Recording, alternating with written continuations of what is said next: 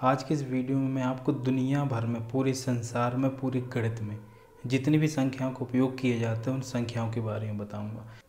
तो यानी इस वीडियो को देखने के बाद संसार में उपयोग होने वाली सारी संख्याएं, पूरी गणित में जितनी संख्याएं उपयोग होती हैं सबके बारे में आप जान लोगे कौन कौन सी संख्याएं होती हैं। तो चलिए इस वीडियो को शुरू करते हैं।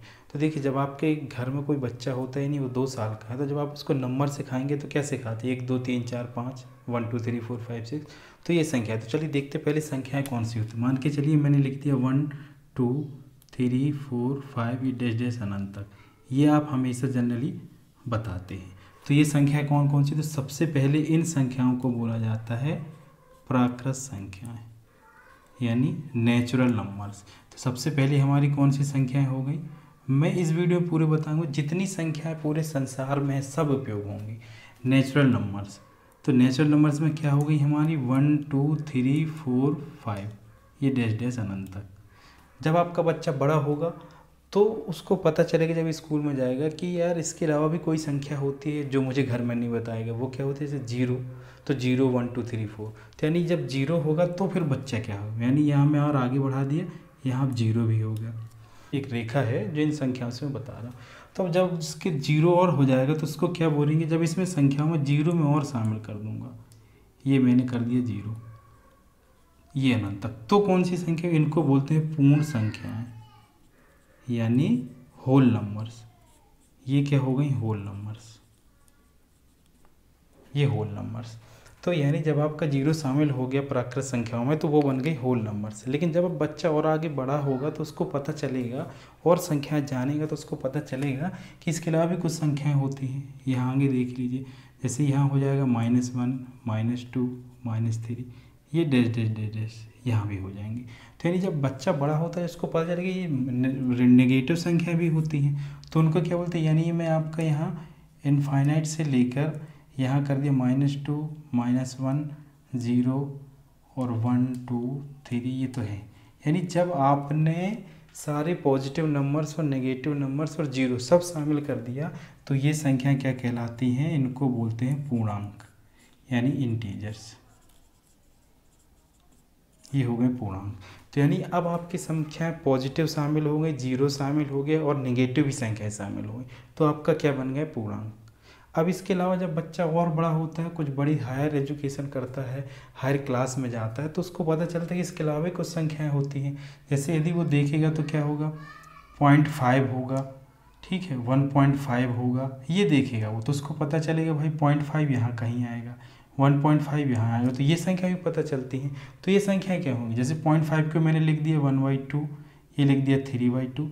जैसे 0 है, 1/2 भी है, फिर ये 1 है, 1.5 यानी 1.5 को लिख सकते हैं 3/2, तो 3/2, और ये फिर 2 या डैश डैश अनंत तक। यानी यहाँ भी आप जब देखोगे तो नेगेटिव में भी हो जाएगा आपका -1/2, यहाँ फिर हो जाएगा 1, फिर यहाँ हो जाएगा -1.5, ये डैश डैश डैश इनफाइनाइट था। तो ये सारी संख्या जब, यानी यहाँ पहले पॉजिटिव हो गया, 0 हो गया, नेगेटिव हो गया, लेकिन अब पॉइंट में संख्या हो गई, p/q के रूप में आ गई, यानी ये बटे में आ गई p/q, इसका कुछ अंश है और हर है। तो ये इस प्रकार में जब आपकी संख्याएं, तो इन संख्याओं को क्या बोलते हैं? आपका परिमेय संख्याएं, परिमेय संख्याएं, यानी रैशनल नंबर। क्या बोलते हैं? Rational numbers. ये सारी संख्याएं, यानी जब आपके नेगेटिव नंबर्स, पॉजिटिव नंबर्स और पॉइंट वाले नंबर, सारे नंबर शामिल हो जाएंगे तो ये बन जाएगा क्या? रैशनल नंबर, यानी परिमेय संख्याएं। तो ये आपका हो गया। इसके बाद आता है 5वां। इसके अलावा जब बच्चा और बड़ा हो तो वो देख कुछ और संख्याएं होती हैं क्या? तो देखे, जी हाँ, जैसे अब कभी आपको देखने में √2 √3 √5 ऐसी संख्या मिल जाए तो इन संख्याओं को क्या कहते हैं? ये भी संख्या है, इनका भी उपयोग होता है, ये भी अस्तित्व में है, तो ये भी संसार में उपयोग है। तो ये संख्याएं क्या कहलाती है? तो इन संख्याओं को बोलते हैं अपरिमेय संख्याएं, अपरिमेय संख्याएं, यानी इर्रेशनल नंबर्स, इर्रेशनल नंबर्स। आप देखते हैं जैसे जैसे बढ़ते जा रहे हैं आपको संख्याओं के प्रकार बढ़ते जा रहे हैं, नई नई संख्याएं मिलती जा रही, तो इनको बोलते हैं इर्रेशनल नंबर्स। इसमें √2 √3 इसमें एक और पाई भी आता है। ये ऐसी संख्या जैसे √2 की क्या होता है 1.414 डैश डैश, ये कभी ख़त्म नहीं होता, इतनी सारी वैल्यू होती है। जैसे अब पाई की हो जाएगी क्या 3.14159, और ये भी बिल्कुल ख़त्म नहीं होता कभी। तो ये कभी एंडलेस है, इनका एक फिक्स वैल्यू नहीं है, बस एक अनुमानित मान लिया गया, ये कभी ख़त्म ही नहीं होती। तो ऐसी जो संख्याएं कहलाती हैं क्या कहलाती हैं, अपरिमेय संख्या या इर्रेशनल नंबर संख्या कहलाती। अब मुझे आप बताइए, कहीं सर्च करके बताइए, इसके अलावा कोई संख्या बचती है? यदि आपसे कोई पूछे तो इतनी संख्याओं के बाद कोई संख्या बचती है, तो आपका आंसर हो जाएगा नहीं। यानी इस संसार में केवल इतनी ही संख्याएं, सारी संख्याएं शामिल हो गई। इसके अलावा कोई संख्या आपको लगती है बची हो तो मुझे कमेंट करके इस वीडियो में ज़रूर बताइएगा, लेकिन इसके अलावा कोई संख्या नहीं होती। और इन्हीं सभी संख्याओं के समूह को बोला जाता है वास्तविक संख्या, यानी रियल नंबर्स। क्या ये सुना होगा आपने, वास्तविक संख्याएं। तो ये जितनी संख्या मैंने बताई, इन संख्याओं के समूह को ही बोला जाता है वास्तविक संख्या, यानी रियल नंबर। क्या, जिसमें हमारी प्राकृत संख्या, पूर्ण संख्या है, पूर्णांक, परिमेय, अपरिमेय, ये सब सारी संख्याएं शामिल हो जाएंगी, तो इनको बोला जाता है क्या, आपकी वास्तविक संख्याएं। यानी वास्तविक संख्याओं में इतनी, पूरे अस्तित्व में केवल इतनी ही संख्याएं होती हैं। लेकिन आपने कभी परिभाषाओं में या किताबों में कुछ और पढ़ लिया होगा, जैसे सम संख्याएं, विषम संख्याएं, भाज्य संख्याएं, ये संख्याएं भी हैं। लेकिन ये जो सारी संख्याएं, ये संख्याओं की परिभाषा है, और जो भाज्य सम विषम संख्या इन्हीं संख्याओं से मिलकर बनी हुई है। तो उन परिभाषाओं को मैं आगे डिस्कस करने वाला हूँ। लेकिन इस संसार में जितनी संख्या उपयोग में आती हैं, अस्तित्व में हैं, वो सारी संख्या केवल इतनी हैं जिन्हें रियल नंबर्स यानी वास्तविक संख्या कहा जाता है। तो √2 की वैल्यू जैसे 1.41 है, तो ये कहीं 1 और 2 के बीच में यहाँ होगी। ये जो होगा √2 होगा, यहीं कहीं होगा, 1.5 से पहले ये होगा। तो ऐसी संख्या रेखा के द्वारा आपने सारी संख्याएं समझ ली। चलिए अब देखते हैं अभाज्य संख्या की परिभाषा। अभाज्य संख्या क्या कहलाती हैं? तो अभाज्य संख्या वे संख्याएं जिनके केवल 2 गुणनखंड होते हैं, जिनके केवल और केवल 2 गुणनखंड होते हैं, केवल 2 गुणनखंड होते हैं, 2 फैक्टर होते हैं, उन्हें क्या बोलते हैं, अभाज्य संख्या। जिनके केवल और केवल 2 फैक्टर होते हैं उनको बोलते हैं अभाज्य संख्या। जैसे मैं ले लिया 2, मैंने ले लिया 3, मैंने ले लिया 5। 2 के केवल 2 गुणनखंड कौन है, एक 1 है और एक 2 स्वयं है। यानी वे संख्या जिनके केवल 2 गुणनखंड होते हैं, उनमें से एक स्वयं संख्या होती है और दूसरा 1 होता है, तो अभाज्य संख्या कहलाती है, प्राइम नंबर्स। वैसे 3 के देखो तो एक स्वयं हो गया, 3 हो गया और एक 1 हो गया। वैसे 5 का एक 1 हो गया और दूसरा 5 हो गया। यानी वे संख्या जिनके केवल 2 गुणनखंड होते हैं, जिनमें से एक संख्या स्वयं होती है और दूसरा 1 होता है, वे संख्याएं अभाज्य संख्या कहलाती हैं। अब भाज्य संख्या देखते हैं, कंपोजिट नंबर, ये क्या होती हैं, कंपोजिट नंबर। ठीक है, भाज्य संख्या, तो वे संख्या जिनके 2 से ज़्यादा गुणनखंड होते हैं भाज्य संख्या कहलाती है। अभाज्य जिनके केवल 2 गुणनखंड होते हैं वो अभाज्य संख्या है। जैसे मैं ले लेता हूँ 15, मैंने ले लिया 6। अब इनके गुणनखंड आप करोगे तो 15 के क्या हो जाएंगे, 3 हो जाएगा, 5 हो जाएगा, ठीक है। उसके बाद 15 स्वयं हो जाएगा और 1 हो जाएगा। तो इसके कितने गुणनखंड हो गए, इसके 2 से ज़्यादा गुणनखंड हो गए, 1 2 3 4। तो जिन संख्याओं के 2 से ज़्यादा गुणनखंड होते हैं उन्हें भाज्य संख्या कहते हैं। जैसे 6 के देखो तो 2 हो जाएगा, 3 हो जाएगा, 1 हो जाएगा, 6। तो ये सारी संख्याएं क्या कहलाएंगी, भाज्य संख्या यानी कंपोजिट नंबर्स कहलाएंगे, क्योंकि इनके 2 से ज़्यादा गुणनखंड है। ठीक है, अब देखते हैं आपको इसी से एक आता है सहअभाज्य संख्याएं। सहअभाज्य संख्याएं, ये भी एक परिभाषा है। अब देखोगे ये जो सारी संख्या बनी हुई हैं वास्तविक संख्याओं से मिलकर ही बनी हुई, इनको बोलते हैं को प्राइम नंबर्स। को प्राइम नंबर, इनको क्या बोलते हैं, सहअभाज्य संख्या।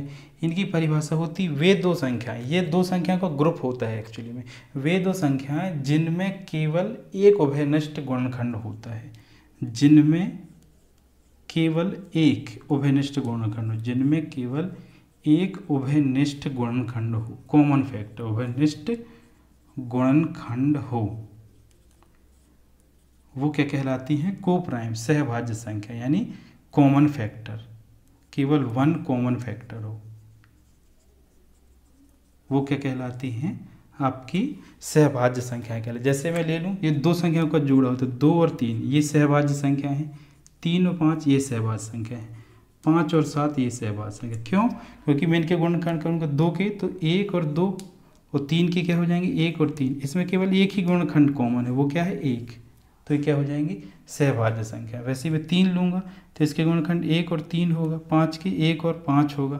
इसमें क्या है, केवल 1 है, यानी 2 वे संख्याएं जिनके केवल एक गुणनखंड उभयनिष्ठ हो, और वो भी कौन सा उभयनिष्ठ गुणनखंड होगा, 1 होगा, यानी सहभाज्य संख्या। अब जैसे मैं एग्जाम्पल ले लूँ 6 और 18, तो ये क्या सहभाज्य संख्या है, नहीं है। क्यों, क्योंकि इनके गुणनखंड करोगे 6 के 2 3 और 6 और 1 हो जाएगा, 18 के करोगे 3 6 9, ठीक है, और 2, इतने सारे हो जाएंगे। भी है इसमें कॉमन, 3 भी है, 6 भी है, तो यानी इसमें 2 एक से ज़्यादा जो है कॉमन फैक्टर है, उभयनिष्ठ गुणनखंड है, तो ये क्या हो जाएंगी, सहभाज्य संख्या नहीं है, लेकिन ये सहभाज्य संख्या है।